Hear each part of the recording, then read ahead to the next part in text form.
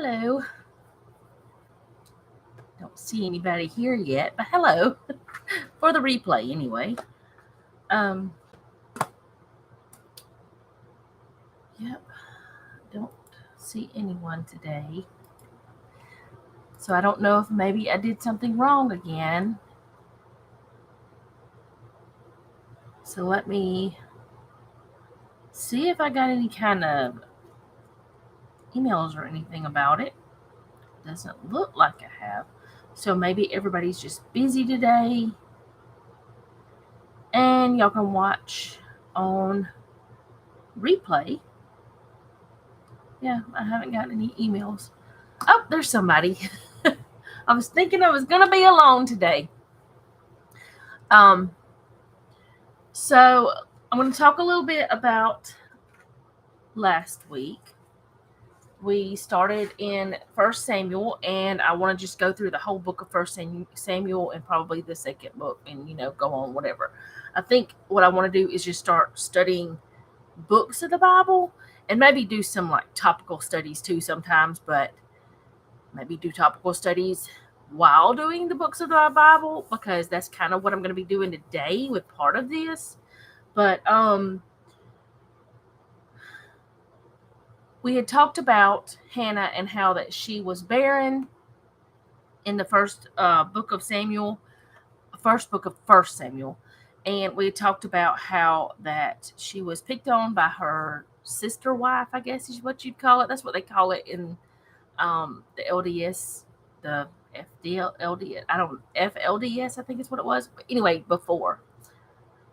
It's okay, Donna. I really just got started. But we talked about how that she was picked on by her husband's other wife, and how that she was depressed because of being barren, and how that she was thought to be drunk whenever she was praying. And she explained, no, I'm praying. The priest gave her a blessing. She ended up getting pregnant whenever she went back home. And then she told her husband, I'm going to stay here until he's weaned, and then I will take him back to the priest and I will give him to the Lord, because that is what she had promised God whenever she prayed for a child. So her prayer became a blessing. Her prayer ended in blessing. She had the child she wanted, and she actually specifically asked for a son, and she had the son that she had wanted.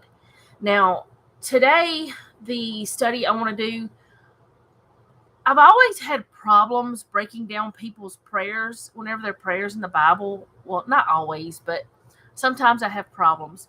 So I did go to some outside help to gotquestions.org. I go there quite a bit whenever I'm studying the Bible because I got questions.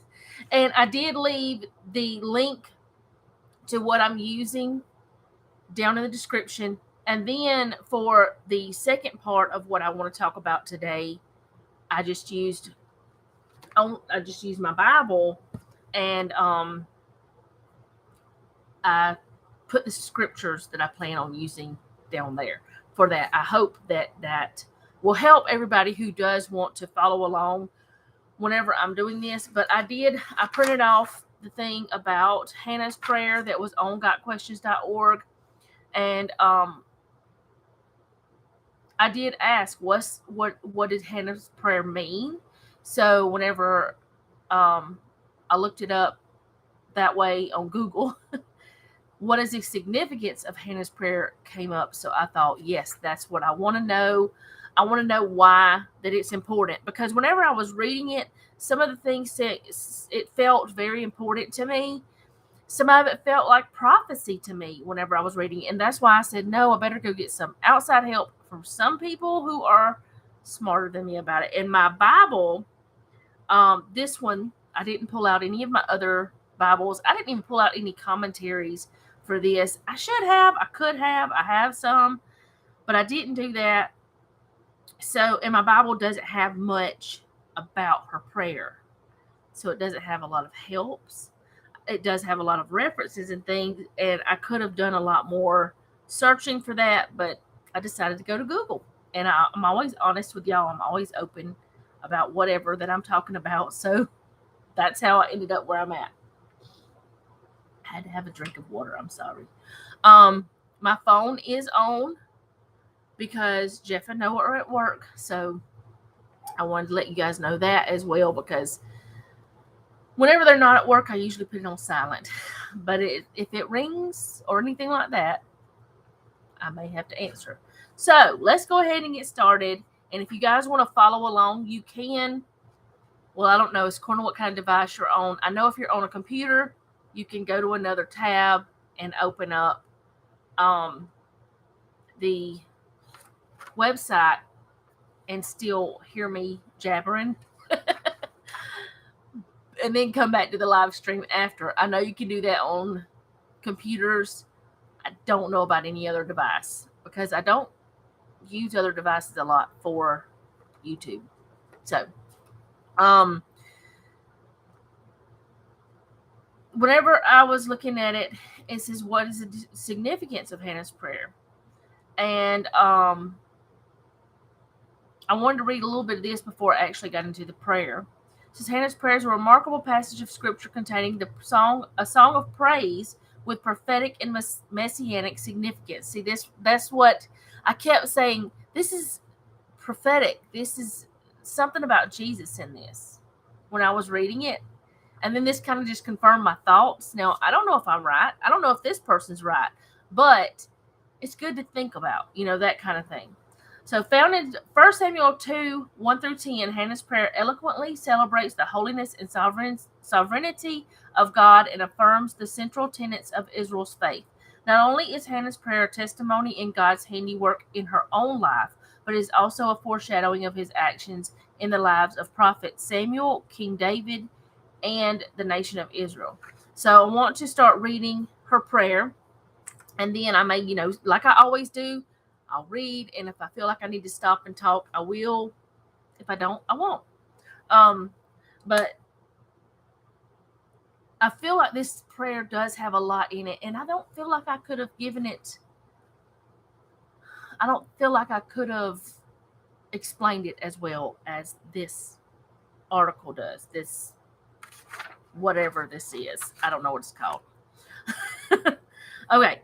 And Hannah prayed and said, my heart rejoices in the Lord. My horn is exalted in the Lord. I smile at my enemies because I rejoice in your salvation. That's verse 1. And I feel like it says she smiles at her enemies. I wonder if she's thinking about her husband's other wife. And I don't know if y'all remember, like if y'all were here, I don't know if you remember me saying that I feel like, I may be wrong, but I feel like Hannah was his first wife. I don't know if that's true or not, but a lot of times whenever a man married back then and the first wife, if his wife could not bear children, because remember, children are super important, especially in that time. They're super important now, but in that time they had a higher significance, and I wish we had that now. I really do, but I don't want to get off on that. But if the importance on children was still the same, then things would be different for children.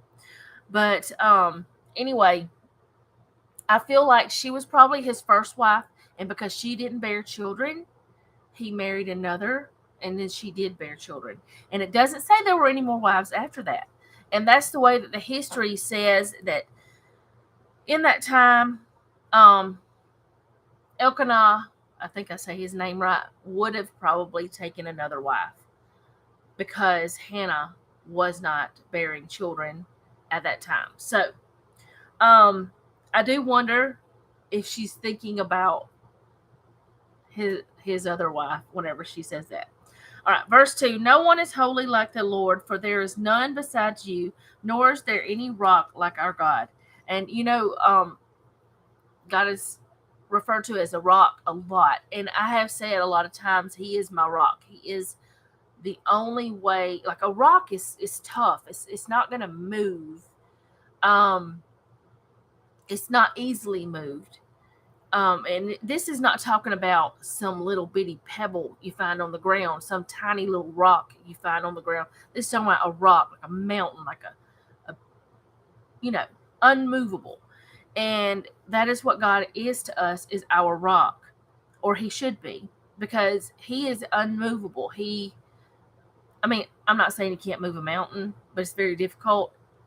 You can do that, but God is not going to be moved. That's what I'm saying.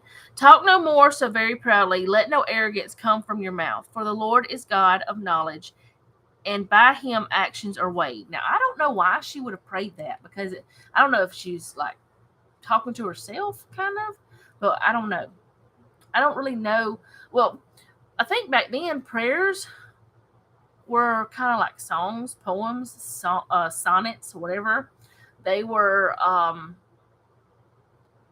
not exactly like, when I pray, I talk directly to God. I don't do anything else. I'm talking to God. So I don't know what that meant. Um, let's see, where's that? The bows of mighty men are broken, and those who stumbled and girded with strength. Those who were full have hired themselves out for bread, and the hungry have ceased to hunger. Even the barren have borne seven, and she who has many children has become feeble. The Lord kills and makes alive. He brings down to the grave and brings up. The Lord makes poor and makes rich. He brings low and lifts up. He raises the poor from the dust and lifts the beggar from the ash heap, to set them among princes, to make them inherit the throne of the glory. For the pillars of the earth are the Lord's, and he has set the world upon them. He will guard the feet of his saints, but the wicked shall be silent in darkness. For by strength no man shall prevail. The adversaries of the Lord shall be broken in pieces. From heaven will thunder against them. He will thunder against them. The Lord will judge the ends of the earth. He will give strength to his king and exalt the horn of his anointed. So that's her full prayer. And I wanted to look through this some, because, like I said, I really can't give it a lot of. Yeah, I did say some things, but the justice it deserves, I guess. The study, I guess I don't know how to study a prayer, because prayers are very personal. And everything she said in that had some kind of personal thing. But it does say in things I looked at that it is a prophetic thing, and it does um, speak about Jesus, and I wanted to dig into that some more. So this says, Hannah, like several prominent women in the Bible, was barren and unable to conceive a child for a long time after marrying. In ancient Israel, children were considered a clear sign of God's blessing. Psalm 127:3 says that, and I wanted to go and read that. Can you turn the page to where you marked? Okay. Behold, children are a heritage from the Lord. The fruit of the womb is a reward. So that's what it says in Psalms. And a lot of people who follow the quiverful movement, that's what they go by, which I follow that myself. I go by this because children are a heritage from the Lord. And I am very grateful for the two I have. Would I have had more? Absolutely. Y'all know that already. But any child that comes in, well, how am I going to say this? Like, if I have any, what is the word? Anything to do with a child, I guess. If I can help a child, if I can, you know, give a child love and comfort and whatever they need, I'm going to do it. I have had many of my children's friends when they were children who felt like they would call me mama, because I felt like I was a second mama to them. That's what they told me anyway. Um, they they felt loved. They felt important, and that's what children are. They should feel loved. They should feel important. They should feel like they matter and that their voice should be heard.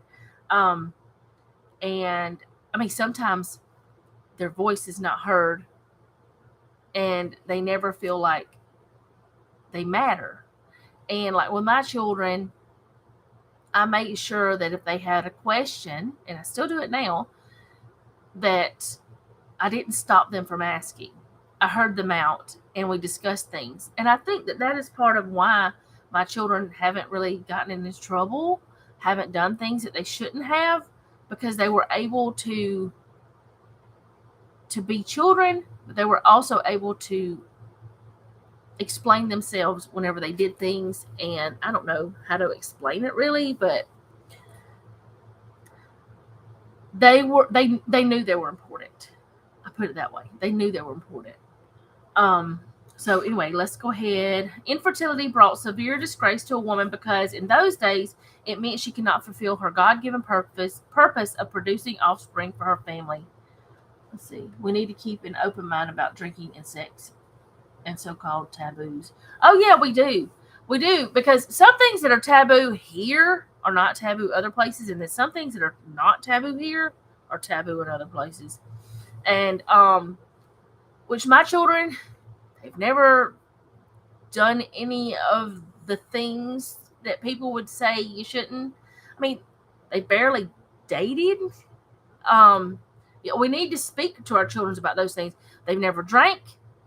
I can't say they haven't tasted any kind of alcohol. They are both over 21.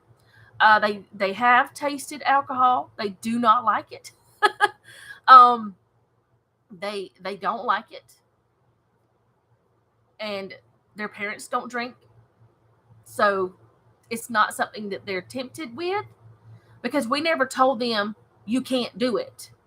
We just told them that it wasn't a good idea. We told them you cannot drink and drive, things like that. But we never said you can't do it. But we did let them know. We let them know why we didn't want them to do the things. Now, both of them, Noah has never actually dated. Selena has had a couple of boyfriends, but every time that she was around them, someone else was around at all times. So my children are both virgins. I put it that way.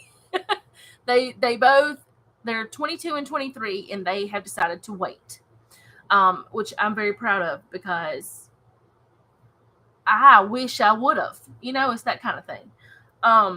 But yeah, it's right. And my daughter has a tattoo on her arm, and a lot of people say that's taboo. A lot of people say Christians shouldn't get tattoos. I'm not going to argue about that, because I have tattoos. I got them when I was not walking with the Lord. What am I saying? I would never get another tattoo? I don't know. I don't want any, but I don't know that I wouldn't. You could kill someone drinking, so if you drink, call me. Come get you. No questions asked, but it never happened. Yeah. With my thing is, I always let them know why that I didn't want them doing things. Me and their daddy, we discussed the reason why, not just don't do that. We didn't just say you don't do that. We told them why that it was not a good idea. And then we also told them why other things were good ideas. And I mean, so far, we've been good. Does that mean we're always going to be? Does that mean our children are never going to do anything that they shouldn't? I don't know. I feel like my hair is I don't know. Just because I said so is a dumb. Exactly. Now, there have been times whenever I have joked with my kids and they knew we were joking around, and I said, because I said so, or something like that. And they knew it was a joke. They knew what was going on. And I've done that, but I always gave them a reason. And I think the reason why that I am that way is because there's so many times that I had questions. I wondered, why can't I do this? Or why should I do this? Or why shouldn't I do this? And and I'm a very analytical person. I just need to know why things happen. I need to know why people feel the way they do. And I try to find out if, to a certain extent. Most of the time I let people tell me by themselves. I don't pry, and whatever they want to tell me, they tell me. But if they're bringing up a subject, I do ask questions. So I think because of that, I made sure my children knew my whys. And I feel like that's one reason why that they're the way they are. But let's go on with this. Adding to Hannah's misfortune was her family situation. Her husband Elkanah had a second wife, Peninnah, who had given him many children. The rival wife mocked Hannah cruelly. That's in 1 Samuel 1, 6 and 7. We talked about that last week. For years, Hannah poured out her soul's desire to the Lord in prayer, promising him that if she had a son, she would give the child back to God. One day at the tabernacle at Shiloh, the high priest Eli overheard Hannah's heartbroken petition. We already know that. And then it talks about her prayer. Hannah's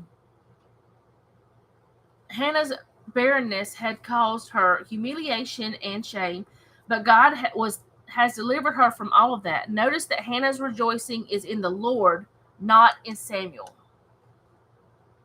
I saw something else come up, but I didn't. She's not thanking Samuel, even though Samuel did prophesy. I mean, not Samuel. I'm thinking about Eli. Even though Samuel did come from the prophecy, even though Samuel is what she prayed for, she's not rejoicing in that child. She's rejoicing because God gave her that child. If that makes sense. In other words, she praises the giver more important than the gift. It says it right there. Why didn't I just read it? I'd help myself. My horn is lifted up is an expression that refers to the renewal of strength. See, I didn't know what that meant. Hannah declares that her strength, her worth, her dignity, her rightful place as a fruitful wife have been restored. She has been delivered from her shame. Hannah acknowledges God's greatness, uniqueness, steadfastness, and holiness. So, on this page, it says, in verses 3 through 5, Hannah's prayer takes on a more public dimension, allowing others to consider her words and join in.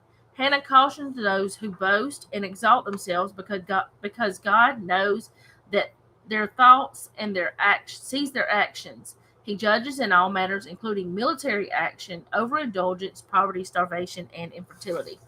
So from what this says, she was maybe talking to other people. In all things, the Lord is sovereign. And I didn't read all of that because her prayer is on there. Exaltation, social position, and even life and death are under God's control.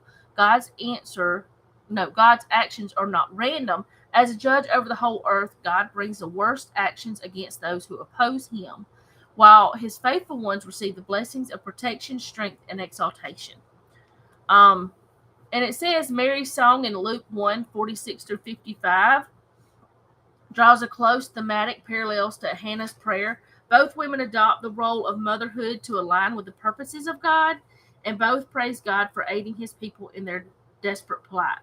So I'm going to read Mary's Song of Mary. And the reason why I do want to read this is because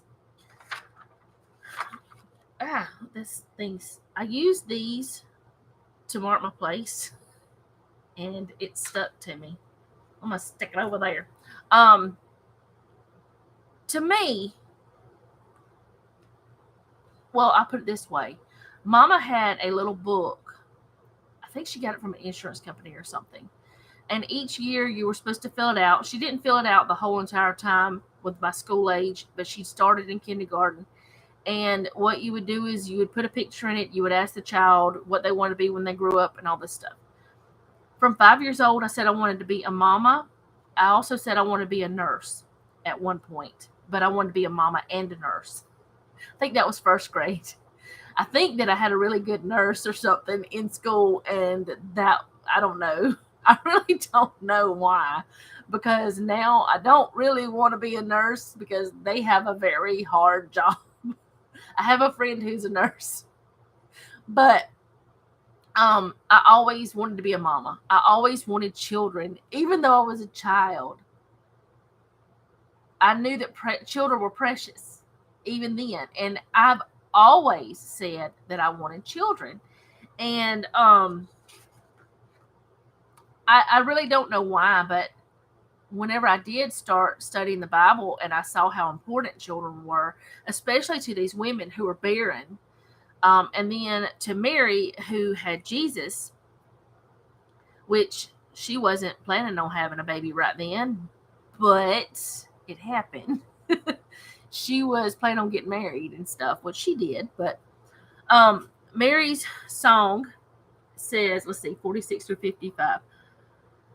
And Mary said, my soul magnifies the Lord, and my spirit has rejoiced in God my Savior, for he has regarded the lowly state of his maidservant. For behold, henceforth all generations will call me blessed. For he who is mighty has done great things for me, and holy is his name, and his mercy is on those who fear him, from generation to generation. He has shown strength with his arm. He has scattered the proud in the imagination of their hearts. He has put down the mighty from their thrones and exalted the lowly. He has filled the hungry with good things, and the rich he has sent away empty.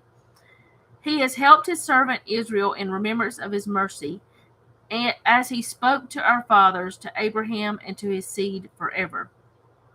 Let's see. So it does sound similar, but the first thing she does is she praises God. She talks about how important he is and what he has done. And that's something that I had to learn, that I had to stop praising men or people. When I say men, I don't mean like the male person.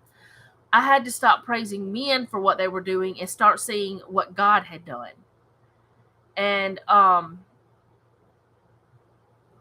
had to see that his hand in things is what made other people succeed, and it was what made the good things happen in my life.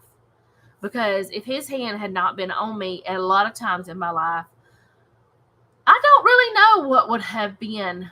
I don't know where I would be, or even if I would still be here, because I put myself in dangerous situations in different times in my life. So I don't know what might have happened. Praising humankind rather than God. Well, there was times where I saw the people's achievements as their own achievements, what they had worked for, and I didn't see what God was doing, that God was the one doing that for them, or helping them, or guiding them. I've seen that. It's like God opened my eyes years ago.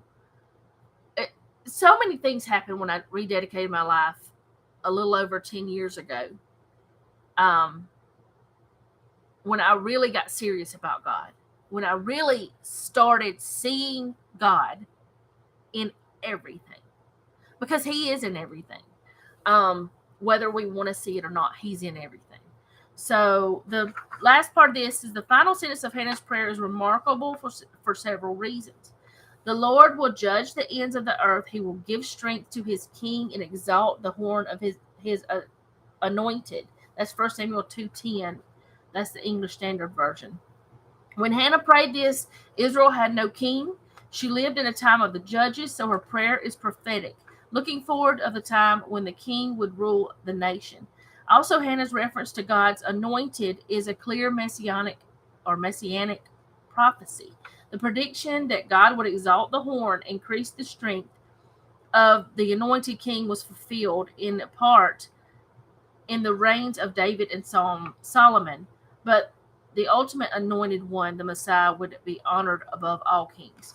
So that part, Hannah's prayer is very important for many reasons, but that part, it brings us to, which I kind of wish that we would have studied Judges before we went to 1 Samuel, because in Judges it talks about different things, and we find that there is no king at this point in time.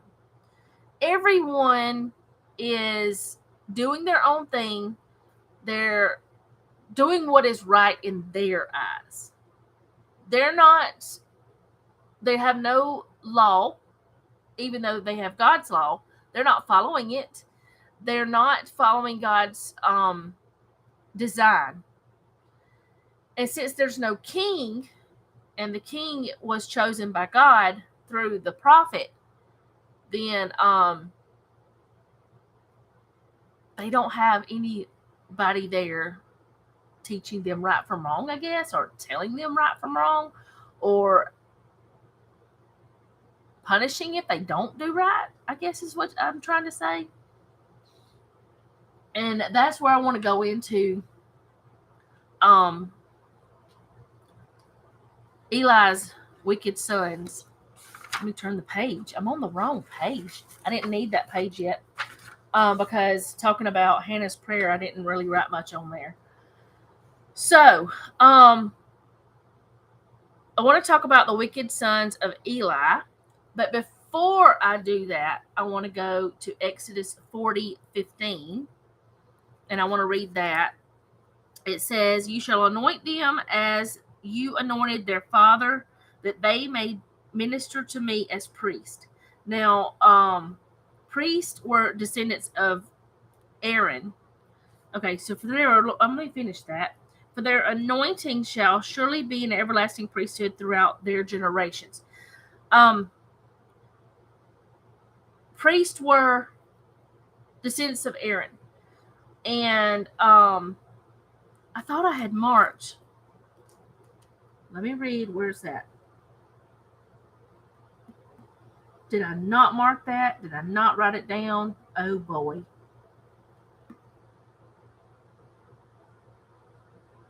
I had a whole part that I had read about the Levitical priesthood. Did I mark it maybe? That's about the offerings.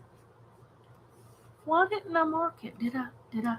Okay, hold on. I've got another thing marked here. I don't know if this is it. I know I read it, but I'm not going to be able to. Oh, that's about the peace offering. I didn't do good, y'all. It's about the grain offering. Okay, I didn't do good. But the priests were descendants of Aaron. Yeah, they were warned against wanting a king. They were warned against trying to just choose their own king. Let me see if I can find that real quick. It's in Exodus, but it talks about, I believe it's in Exodus. It talks about how that, why didn't I write that down? I read all of that stuff and now I can't remember where it was at because I don't know. Anyway, the Song of Moses. I could probably look it up somewhere.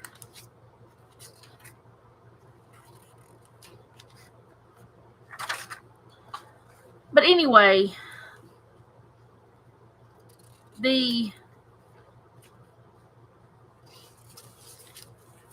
priests were they weren't just chosen. They weren't just somebody that, let's see, garments of the priesthood, the courts of the tabernacle, ephod. Okay, is it here? Is it close to here?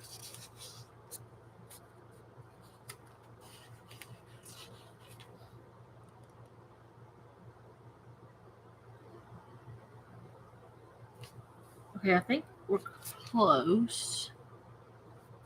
It's talking about the offerings. It's in Exodus. I'm sorry, y'all. I wish that I would have done better with this part because it's very interesting how that it works. To me, it's interesting.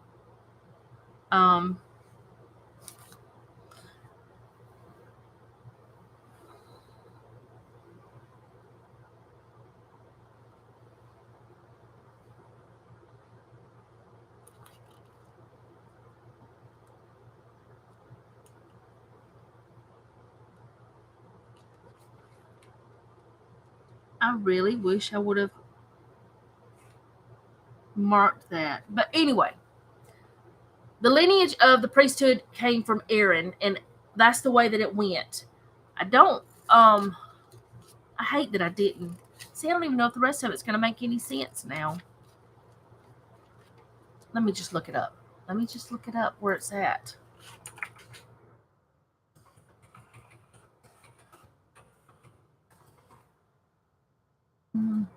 Let's see.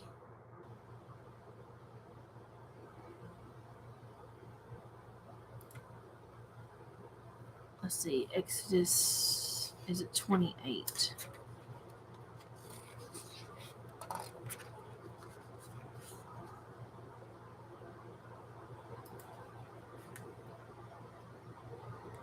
Okay, maybe this is it. I don't know.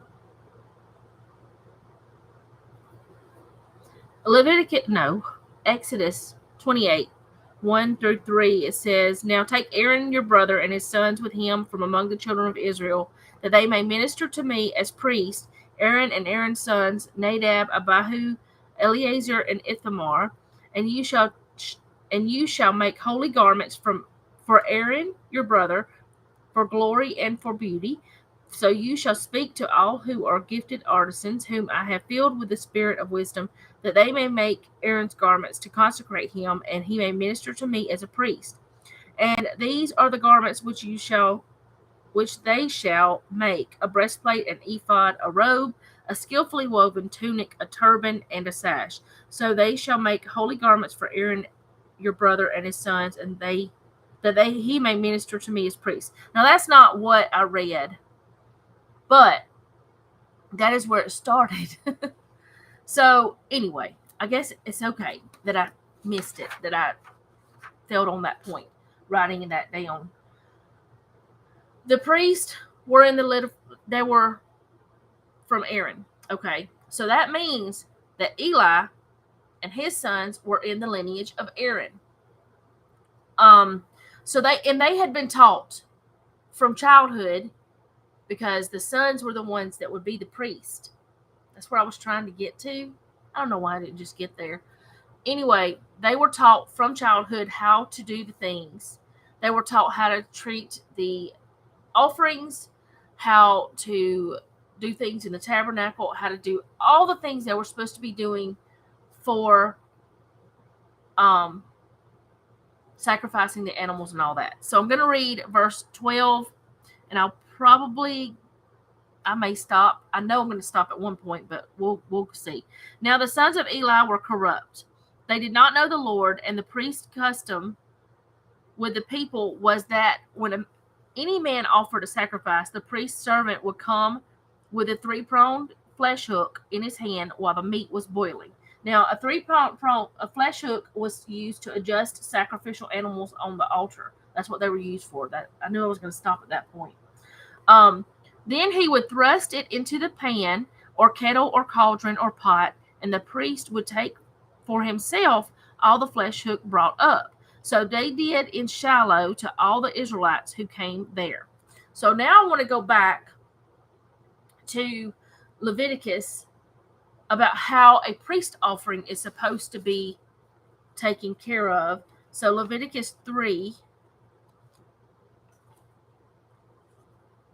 and I'm going to read 1 through 17. I'm probably going to stop. Y'all know I do that. When this is all about the peace offering. That's the only offering this is about. But if you want to read about the different offerings, Leviticus chapter 1 through chapter 7, that's where you can read about all the offerings. There's just lots of different ones: sin offerings, grain offerings, peace offerings, just different things. So the peace offering, when his offering is a sacrifice of the peace offering, if he offers it of the herd, whether male or female, he shall offer it without blemish before the Lord. So we know that had to be no blemishes on the animal. And he shall lay his hand on the head of his offering and kill it at the door of the tabernacle of meeting. And Aaron's sons, the priests, shall sprinkle the blood all around on the altar. Then he shall offer from the sacrifice of the peace offering an offering made by fire to the Lord. The fat that covers the entrails and all the fat that is in the entrails, the two kidneys and the fat that is in them by the flanks, and the fatty lobe attached to the liver above the kidneys, he shall remove. And Aaron's son shall burn it on the altar upon the burnt sacrifice, which is on the wood that is on the fire, as an offering made by fire, a sweet aroma to the Lord. So I'm going to go back over here to Eli's wicked children. Whenever they were doing it, they were not doing it properly. In fact, it says the priest's servant would come with a 3-pronged flesh hook in his hand while the meat was boiling. And let's see. Also, it says in verse 15, also before they burned the fat, the priest's servants would come and say to the man who sacrificed, give meat for roasting to the priest, for he will not take boiled meat from you, but raw. So they didn't even burn the offering to the Lord before they started taking their part. And we're going to see that you're not supposed to take the raw meat like that. You're not supposed to take your part. So I'm going back to Leviticus. If his offering as a sacrifice of peace, this is verse 6, sorry, of peace offering to the Lord is of the flock, whether male or female, he shall offer it without blemish. If he offers a lamb as his offering, then he shall offer it before the Lord. And he shall lay his hand on the head of his offering and kill it before the tabernacle of meeting, and Aaron's son shall sprinkle its blood all around the altar. Did I already read that, or is it just there more than once? I think I skipped down. No, it's there more than once. Then he shall offer from the sacrifice of the. I've read this so many times that I get confused because I was trying to understand what Eli's sons were doing wrong. So I was going back and forth, like I'm doing now. I may be confusing y'all, but I was like, wait a minute, they're doing the offering, but then I started seeing they weren't doing the steps that God had said. They weren't doing the burnt offering. They weren't doing, burning the fat before the Lord. And you're supposed to burn that up, the fat and all that stuff. Anyways, then he said, this is verse 9, he shall offer from the sacrifice of the peace offering of an offering made by fire to the Lord, its fat and the whole fat tail, which he shall remove close to the backbone, and the fat that covers the entrails, and all the fat that is in the entrails, the 2 kidneys and the fat that is on them by the flanks, and the fatty lobe attached to the liver above the kidneys he shall remove, and the priest shall burn them on the altar as food, an offering made by fire to the Lord. And if his offering is a goat, then he shall offer it before the Lord. He shall lay his hand on its head, and all that stuff is the same. He does all the entrails, and it's burnt as a sweet, all the fat and entrails and all that, it is burnt as a sweet aroma to the Lord. All the fat is the Lord's. This shall be a perpetual statute throughout the generations in all your dwellings. You shall eat neither fat nor blood. Okay, that's what got me whenever it said you shall eat neither fat nor blood. Well, they would thrust the fork into the meat and just pull out whatever and give it to the priest raw because that's what they wanted. I don't know if they were eating it raw, which is really gross to me, but that's what it sounds like. It says, give meat for roasting to the priest, for he will not take, well, no, they were roasting it. They weren't eating it raw. But then again, they weren't doing what God said. And if a man said to him, they should really burn the fat first, then you may take as much as your heart desires. He would then answer him, no, but you must give it now, and if not, I will take it by force. So what they were saying is, you're going to give me this meat, whether you've done what God said or not. It says, therefore the sin of the young men was very great before the Lord, for men abhorred the offering of the Lord. So the peace offering, in this offering, God, the priest, and the offerer were all involved, along with the offerer's family. The priest and the offerer had their portion, and certain parts were burnt in certain ways in offering to the Lord. Let's see, Leviticus 7:5 through 21 talks about how the peace offering is to be. Oh, I already read that.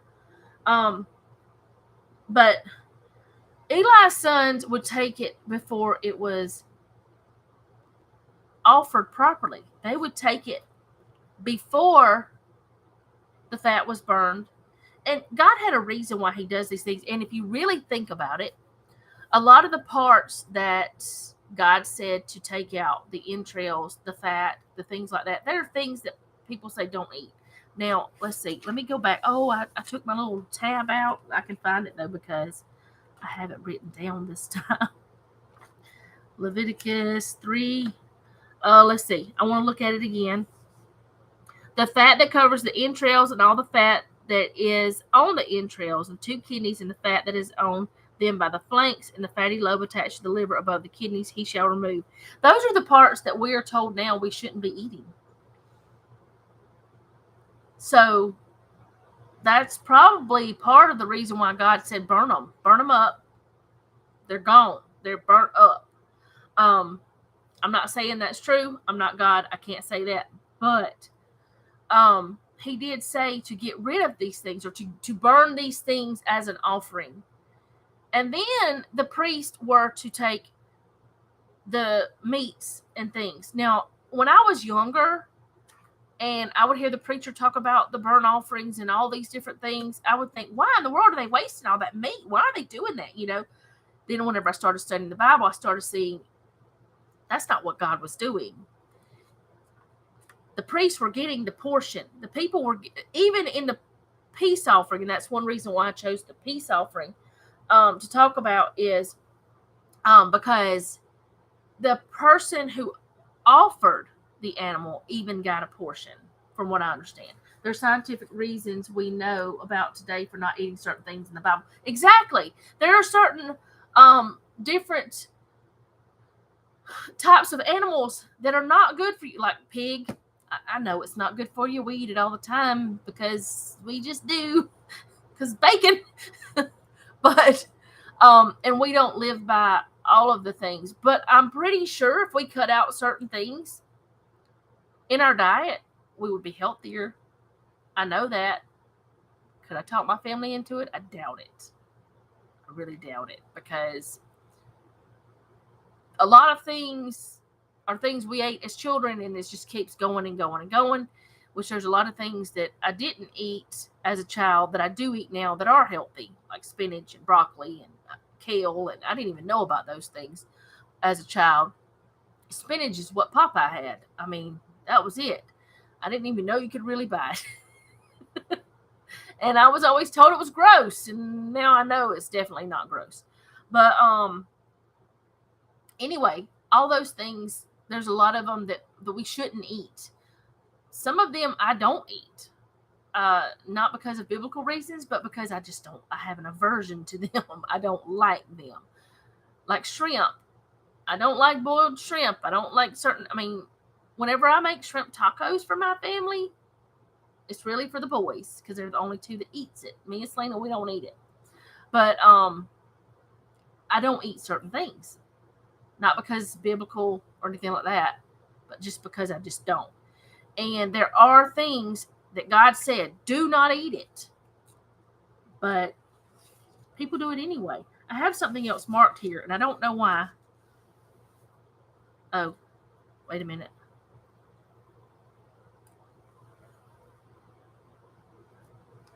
Why did I have that marked?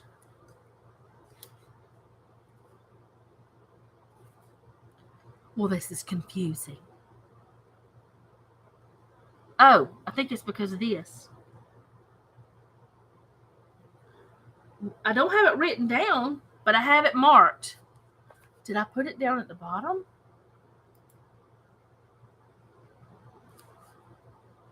I put it on. I don't know why. Let's see. Oh, okay. Because it talks about how the peace offering is supposed to be handled. It's Leviticus 7:15 through 21. I do have it marked, and I do have it in the description. The flesh of the sacrifice of his peace offering for Thanksgiving shall be eaten the same day it is offered. He shall not leave any of it until morning. But if the sacrifice of his offering is a vow or a voluntary offering, it shall be eaten the same day that he offers his sacrifice. But on the next day, the remainder of it also may be eaten. And the remainder of the flesh of the sacrifice on the 3rd day must be burned with fire. If any of the flesh of the sacrifice of his peace offering is eaten at all on the 3rd day, it shall not be accepted, nor shall it be imputed to him. It shall be an abomination to him who offers it, and the person who eats of it shall bear guilt. The flesh that touches any unclean thing shall not be eaten. It shall be burned with fire. And as for the clean flesh, all who are clean may eat of it. But the person who eats the flesh of the sacrifice of the peace offering that belongs to the Lord, while he is unclean, that person shall be cut off from the people. Moreover, the person who touches any unclean thing, as such as human uncleanness, an unclean animal, or an abominable unclean thing, and who eats the flesh of the sacrifice of the peace offering that belongs to the Lord, that person shall be cut off from his people. So these, oh, okay, you might get confused, Val. But anyways, the peace offering, Eli's sons, let me make sure I got that right. It is Eli's, right? I'm so confused myself now. Yes, Eli's sons. Eli's sons were not treating the offerings properly. Now, let's see. Does it say the peace offering in here? Why did I go to the peace offering? I don't know.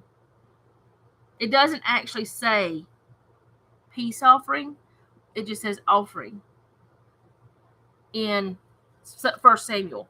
But whenever they went in and they just got what they wanted, just whatever way they felt like, they weren't following God's rules, which actually you could go up to verse 11 in Leviticus 7 and go down to 21 and get more of the rules for the law of peace offering. All right, and then verse 22 it's talking about the blood and the fat. And the Lord spoke to Moses, saying, Speak to the children of Israel, saying, You shall not eat any fat or of ox or sheep or goat, and the fat of an animal that dies naturally, and the fat of what is torn by a wild beast may be used in any other way, but you shall by no means eat it. And whoever eats the fat of an animal of which men offer an offering made by fire to the Lord, the person who eats it shall be cut off from this people. Moreover, you shall not eat any blood of in any of your dwellings, whether a bird or beast. Whoever eats any blood, that person shall be cut off from his people. So, and then it goes on to a portion shall be given to Aaron and his sons. Wait, is this where? No. I cannot remember where that I read that. Maybe I'll find it and tell y'all next week, but it really... Oh, wait. Is this it?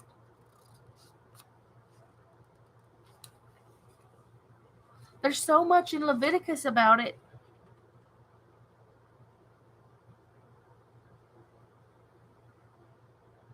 I don't know. Anyways, but fat and blood were not to be eaten. But what is happening with Eli's sons is they're just going in and just whatever they grab, that's what they're taking with them. Just whatever they get with that flesh hook, which they use the 3-prong flesh hook, it says. But that's the way it sounds to me, is they're just getting whatever. And let's see, what does it say in my Bible? It says this and other implements. This is verse 13 it's talking about. This and other implements such as tongs were used in religious practice for various purposes, adjusting sacrificial animals on the altar. Here, Eli's wicked sons are simply plunging the fork into the pot of sacrificial meat, contrary to the procedures prescribed in the Pentateuch, which stated that only certain portions of the sacrificial animal were to be eaten by the priest. And there were certain parts. I want to go back to Leviticus, but we don't have a lot more time. There are certain parts that the priests were not supposed to eat. There were certain parts that nobody was supposed to eat. And they didn't care. They just didn't care. They just did what they wanted, whenever they wanted, and they were wicked. And to know that the religious leaders were wicked is really disheartening. It's really upsetting to me to know that there's people like that now. There are people who are supposed to be our guides or helpers, or what is the word? Well, our priests. They're supposed to be helping us learn more about the Lord, but they're not living that life. Well, that's what they were doing. Eli's sons were corrupt, they were evil. They sounded like they were lazy to me, because it sounds like, because it says their servant was the one who came in. They weren't even doing it themselves, from what I understand in the Bible. Y'all can tell me if I'm wrong about that, but it's just really disheartening to know there was no king. The priests were corrupt, and it seems there were very few people doing what they needed to do. And also, thinking about that, it just popped in my head. The reason why that Hannah and her family went is to sacrifice. And their sacrifices were being treated as though it was a buffet, steak dinner. Let's just have all we want. And whenever that happened, they were not.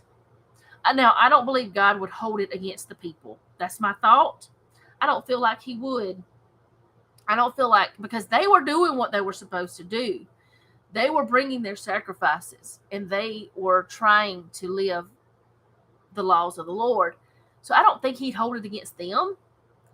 But knowing that the priests were mishandling these sacrifices, that's just like if you go to a priest or preacher or whatever, a pastor, minister now, and you tell them about something and you ask them to pray for you, they say, yeah, okay, I'll do that, and they never do. When you go to them and you look for advice or guidance or a biblical answer, and they say, oh yeah, I'll look into that, I will help you, and that doesn't happen.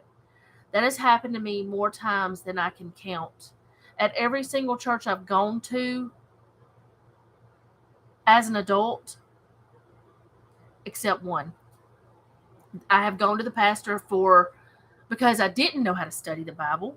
I didn't know how to find things for myself. And that's why that I ended up, actually, before we moved here, we were going to a good church, and the pastor was great, which he doesn't pastor anymore. And actually, he married my brother-in-law's grandmother. I didn't even know that because he wasn't my brother-in-law at the time. He became my brother-in-law. He married Judy. And then, and then I saw him again. I had not seen that pastor in years, but he was the one who he was the best pastor we ever had. I'll just put it that way. When he said he was going to pray for you, he prayed for you. Whenever he said he was going to try to find something for you or help you find something in the Bible, he did it. He went home and he researched and he helped you with your answer. He answered you. If he didn't have an answer like that, he would find it. If he couldn't, pinpoint it straight in his Bible, he would go find the scriptures and he'd bring it back to you. That's the kind of person he was. And every other church I've gone to, when I've gone to the pastor, which there was one I never did go to that pastor, but when I've gone to the pastor and needed advice or biblical help, not like financial help or anything like that, but biblical help, looking for something in the scriptures, I never got it. And that's not exactly the same thing as misusing the sacrifices. It's nowhere near the same thing. But it's not helping the people, It's not doing God's work. It's not doing what God said you're supposed to do.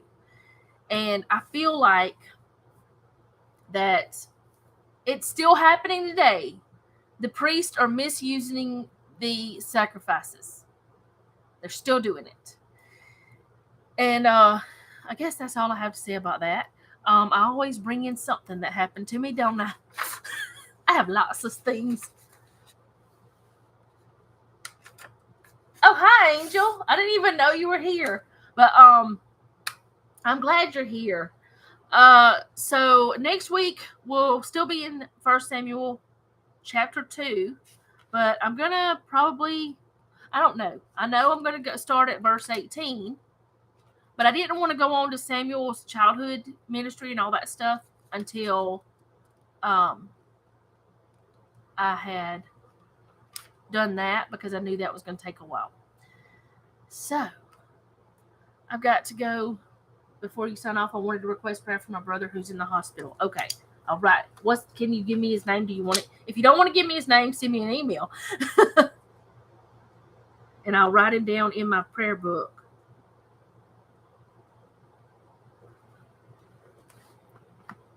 But if anybody ever has initial R, okay. God knows who it is. It doesn't matter. But anybody ever wants me to pray for them, I mean, I'm not some kind of wonderful person or anything, but I do pray for the people who are in that. Did I write their names down in the book? Until they tell me that the prayer was answered, I pray for them. It's sometimes they never get out of there. That's okay. It doesn't hurt to pray for people about just whatever the situation. But yeah, if you ever want me to pray for you, I'm not some perfect person, but I will pray for you. I try to do what I'm supposed to do, though, but I'm not perfect. I will tell anybody that. I'm not as bad as those priests are. I'm not misusing the sacrifices, but I try to do what I'm supposed to do. But I got a lot out of today's study. I understood more about the sacrifices, because that forced me to go back and forth and understand more about it. I've read through the Bible several times, but I've never actually studied the sacrifices. Now I kind of want to. I kind of want to go back and just study all of them and figure it all out. But it was a good study for me. I enjoyed it. But I will be back next week at 2 Central Time, next Tuesday. You email me. Okay.